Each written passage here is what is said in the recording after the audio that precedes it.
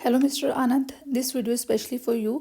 हमारा टॉपिक था n from 1 to infinity a n is countable. आपने ये चीज़ प्रूफ करनी थी। ये हमारा टू प्रूफ था वो वाली वीडियो में, जहाँ पे आपको ये चीज़ समझनी है। देखिए A1 मेरा सेट था, A11 A12। आपको चीज़ समझनी है कि इन सेट्स को मैंने कलेक्ट कैसे किया। ये चीज़ थी कि डायगनलाइजेशन कैसे हुई इनकी। देखिए मैं आपको अनदर वे से करवाती हूँ। A1 आपका, ये मैंने कुछ ऐसे ही एलिमेंट्स ले लिए। मैंने इनको, मुझे बोला गया था कि union of countable sets is countable. तो काउंटेबल सेट्स मैंने let's suppose A1 A2 A3, मेरे पास सारे AN तक काउंटेबल सेट्स थे। बहुत सारे काउंटेबल सेट्स थे मेरे पास। तो ये जो countable number of countable sets की जो यूनियन है, हमें प्रूफ क्या करना है। A1 union A2 union AN, ये सारे के यूनियन जो है वो मेरे पास क्या है, ये काउंटेबल है। मुझे ये चीज़ प्रूफ करनी थी। तो मुझे बार बार हर बार लिखना कि मैंने A1 यूनियन A2 या AN तक लिया है, तो मुझे ये ईजी नहीं लगता। मैंने इसलिए इनको कलेक्ट करके लिख लिया।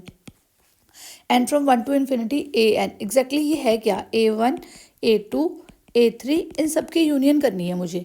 ठीक है ना। तो मैंने A1 की में सपोज कर लिया कि मेरे इस तरह के एलिमेंट्स हैं A1 में, तो A2 में इस तरह के एलिमेंट्स है। बिकॉज ये सारे इनफाइनाइट टर्म्स है, तो फिर मुझे इस तरह से एलिमेंट्स उसके मैंने शो कर लिए। तो मैं 1 2 3 की फॉर्म में, तो इनको मुझे ईजी है ये क्लियर करके ऐसे लिखना। ठीक है। तो मुझे क्या चाहिए कि मुझे इनकी यूनियन बनानी है। अब ये जो, अगर मैं इसकी बात करूँ ना, तो ये मेरे पास, मैंने आपको बताया कि A1 A2 A3 ये सारे हैं। तो ये सारे ऑलरेडी मेरे पास काउंटेबल हैं। तो मैंने A1 A2 इस तरह से काउंटेबल सेट्स की लिस्ट बना ली कि ये मेरे पास काउंटेबल सेट्स हैं। बट मुझे चाहिए क्या, A1 union A2 union A3 union A4, इस तरह से मुझे यूनियन AN तक सबके यूनियन चाहिए। ठीक है। तो मैं क्या करूँगी कि मैं इन सबको अलग करके लिख लेती हूँ एलिमेंट्स को। A11 A12 A13 इस तरह से। ठीक है। A21 A22 A23 so on, A31 A32 A33 up to so on. इस तरह से मैंने इनके एलिमेंट्स को लिख लिया।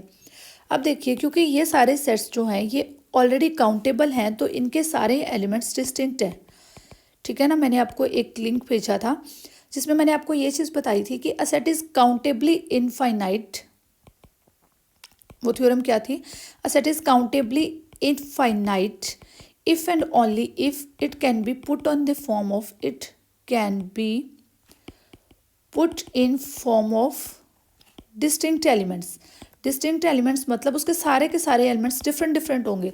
मीन्स इसके सारे के सारे एलिमेंट्स क्या हैं, अब डिफरेंट डिफरेंट है। बट इसके सारे एलिमेंट्स डिफरेंट हैं, इसके भी सारे एलिमेंट्स डिफरेंट है, इसके भी सारे एलिमेंट्स डिफरेंट है, बट इनमें कॉमन हो सकता है। A1 का कोई एलिमेंट A2 में भी लाई कर सकता है। लेट्स सपोज कि यहाँ पे मेरे पास कुछ A1N है, या फिर A17 तक मैं जब गई, तो यहाँ पे जो A27 था, ये दोनों सेम हो गए। हो सकता है ना ऐसे। तो ये सारे तो डिस्टिंक्ट है, बट ये कहीं पे भी प्रूफ नहीं हुआ कि ये और ये, इनके सारे सारे एलिमेंट्स डिस्टिंक्ट हैं। मीन्स इसका कोई भी एलिमेंट इसमें लाई नहीं कर रहा, ऐसा कुछ नहीं है। अगर यहाँ पे 1 है तो यहाँ पे भी कहीं ना कहीं पे 1 हो सकता है। अगर यहाँ पे 7 है तो कहीं ना कहीं पे यहाँ पे भी 7 हो सकता है, ये पूरी लिस्ट में। ठीक है ना। तो हमें क्या चीज़ बताएगी कि हमारे एलिमेंट्स डिस्टिंक्ट हो गए, वो चीज़ आपको समझ नहीं आई ना। तो आपने जब, देखिए हमें चाहिए ये वाले सारे सेट्स की यूनियन, ये वाले सारे सेट्स की यूनियन चाहिए मुझे। जब मैं किसी चीज़ की यूनियन करती हूँ, लेट्स सपोज मेरे पास कोई सेट होता है A, ये मैं कहती हूँ कि ये 1 2 3 है, और B आपके पास सेट है जो कि 3 और 4 है। तो आप क्या करोगे, मैं आपको बोलूँगी कि आप ना मुझे A यूनियन B लिख के बताओ। तो आप क्या करोगे, 1 2 3 एंड 4 ऐसे ही लिख के बताओगे जब आप इनकी यूनियन करोगे। आप मुझे ऐसे तो नहीं लिख के बताओगे 1 2 3 देन 3 एंड 4। हम जब भी यूनियन करने बैठते हैं तो जो सेम होता है हम उसको ओमिट कर देते हैं बीच में से। ठीक है ना। हम उसको वन टाइम लिख लेते हैं। ऐसे ही होता है हमारे पास। जब भी हम किसी सेट की यूनियन करते हैं, ये तो हम बहुत टाइम से करते आ रहे हैं। जब हम A यूनियन B करते हैं, हम 3 को 2 टाइम्स तो नहीं लिखेंगे, हम 1 2 3 और इसके एलिमेंट से 3 4। जब इनकी यूनियन करेंगे तो हम लिख देंगे 1 2 3 4। इस तरह से होगा। 3 हमारा ओनली 1 टाइम आ जाएगा। इसी तरह से इसमें देखिए, जब मैंने A1 union A2 union AN किया, इस तरह से इनकी यूनियन को मैंने जब लेना है, तो मैं क्या करूँगी कि मैं ओमिट कर दूंगी जो मेरे सेम एलिमेंट्स हैं, बाय ओमिटिंग सेम एलिमेंट्स। ठीक है ना। तो मेरे पास क्या एलिमेंट्स आएंगे, देखिए इनको मैं अगर लिखने के लिए क्या करती हूँ, इनके मैं डायगोनल्स बना लेती हूँ इस तरह से। ताकि मेरे कोई भी एलिमेंट छूटे ना। इस तरह से मेरे एलिमेंट्स नहीं छूटते, इस तरह से डायगोनल्स बनते हैं, ठीक है। तो मेरे यूनियन के एलिमेंट्स क्या होंगे, union of n from 1 to infinity an, union के एलिमेंट्स किस तरह से होंगे, a11, a12, a21। देखिए यहाँ से आप लिखते जाएंगे a11, यहाँ से फिर ये वाले लिख लिए, फिर ये वाले लिख लिए, फिर ये वाले लिख लिए, ऐसे आप so on up to so on, ऐसे आप लिखते जाएंगे। तो आपने इस तरह से इसके एलिमेंट्स लिख लिए 2 1, देन a31, a22, a13, इस तरह से आपके एलिमेंट्स हैं। नाउ बिकॉज आप बात कर रहे हैं यूनियन की, because we are talking about union, तो यूनियन में क्या होता है, यूनियन में कोई भी एलिमेंट, यूनियन जब हम करते हैं तो यूनियन में हम कोई भी एलिमेंट सेम नहीं लेते, ठीक है। जो सेम होते हैं हम उसको क्या करते हैं, वन टाइम लिख लेते हैं। तो इसका मतलब क्या हुआ कि ये वाले सारे जो एलिमेंट्स हैं ये क्या है, डिस्टिंक्ट है, ठीक है। यूनियन जो है वो ओमिट कर देती है, ओमिट्स सेम एलिमेंट्स, ठीक है। यूनियन जब हम करते हैं तो वो उसको ओमिट कर देती है जो सेम एलिमेंट्स होते हैं। तो therefore union of n from 1 to infinity an,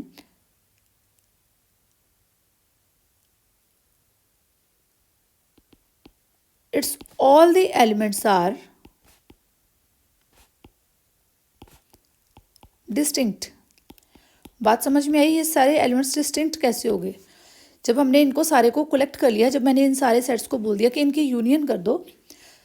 अब जब भी यूनियन करने बैठते हैं तो मैंने आपको ये एग्जांपल समझाती कि आप इस 3 को आप लेते ही नहीं हो। जब आपने इसकी 3 4 के साथ यूनियन करनी है तो अपनी 3 को एक बार ही लिखना है, बार बार आप लिखोगे ही नहीं। तो इसलिए हम यूनियन में क्यों लिखें, ये वाले यूनियन में हम क्यों लिखें, वो चीज़ हमें एलिमेंट समझ आते हैं, बिकॉज हमें नंबर्स के बारे में पता है। ये नंबर्स की हमें कोई नॉलेज नहीं है, ये नंबर्स हमें पता नहीं है क्या भी हो सकते हैं, बट हमें ये तो पता है ना कि यूनियन में सेम एलिमेंट्स बार बार नहीं आएंगे, एक ही बार आएगा वो एलिमेंट।